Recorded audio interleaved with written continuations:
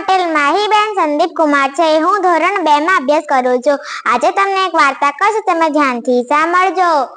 વાર્તા રે વાર્તા, કોની કોની વાર્તા? આનંદી કાગડાની વાર્તા। એક હતો કાગડો। એકવાર રાજા કાગડા પર ગુસ્સે થઈ ગયા। ગુસ્સે થયેલા રાજાએ પોતાના માણસોને બોલાવ્યા અને હુકમ કરે છે, જાઓ માણસો, કાગડાને ગામના કૂવાને કાંઠે કાદવ છે તેમાં ફેંકી આવો। કાગડાભાઈને તો રાજાજીના હુકમ પ્રમાણે કાદવમાં ફેંકી દેવામાં આવે છે। કાગડાભાઈ તો ક્રાવ ક્રાવ કરતા કાદવમાં પડ્યા આનંદથી ગાવા લાગે છે, લપસણું કરતા શીખીએ છીએ ભાઈ, લપસણું કરતા શીખીએ છીએ। રાજાના માણસો નવાઈ પામ્યા। તેમણે જેને રાજાને કહે છે, ઓલો કાગડો તો ચક્રમ છે, ચક્રમ, આખા શરીરે કાદવ કીચડ ચોંટી ગયેલો તો પણ ખૂબ ખુશ હતો। રાજા ગુસ્સે થાય છે ને બીજો હુકમ કરે છે, જા માણસો, કાગડાને કૂવામાં ફેંકી દો, ભલે પાણીમાં ડૂબી જાય ને। કાગડાભાઈને તો કૂવામાં ફેંકી દેવામાં આવે છે।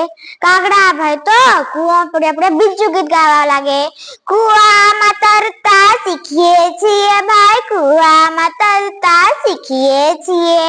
રાજા કહે, આ કાગડાને તો આટલી વધારે સજા કરવી જોઈએ, તેને કાંટામાં નાખી દો, ભલે એના આખા શરીરે કાંટા લાગી જાય ને। કાગડાભાઈને તો કાંટામાં નાખી દેવામાં આવે છે। કાગડાભાઈ તો એના એ જ રહ્યા। એ તો ગાવા લાગ્યા, કૂણા કાન વિધાવીએ છીએ ભાઈ, કૂણા કાન વિધાવીએ છીએ।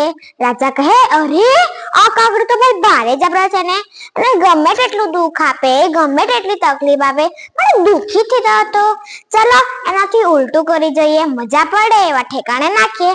હવે કાગડાને દુઃખના બદલે સુખ આપીએ। કાગડાને આંબાની ડાળે કોયલની બાજુમાં બેસાડો। કોયલના ટહુકા સાંભળી કાગડો દુઃખી થઈ ગુસ્સે થઈ જશે। કાગડાભાઈને તો આંબાની ડાળે કોયલની બાજુમાં બેસાડવામાં આવે છે।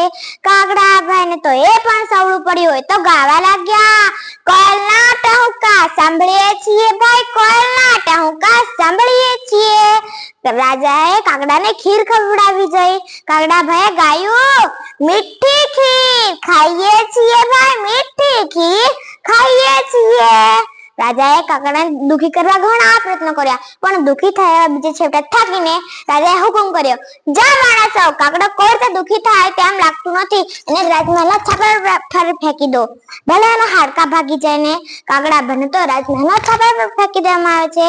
કાગડાભાઈ તો ગાવા લાગ્યા, હવે અમે રાજમહેલ જોઈએ છીએ ભાઈ, હવે અમે રાજમહેલ જોઈએ છીએ। કાગડાભાઈ તો આવું બોલતા બોલતા કાકા કરતા ઉડી ગયા। રાજા અને તેના માણસો જોતા જ રહી ગયા। આ વાર્તા પરથી આપણને એ શીખ મળે છે, કોઈ આપણને ગમે તેટલું દુઃખ આપે, ગમે તેટલી તકલીફ આપે, પણ આપણે આનંદી કાગડાની જેમ આનંદમાં રહેવું જ જોઈએ। જય હિન્દ, જય ભારત।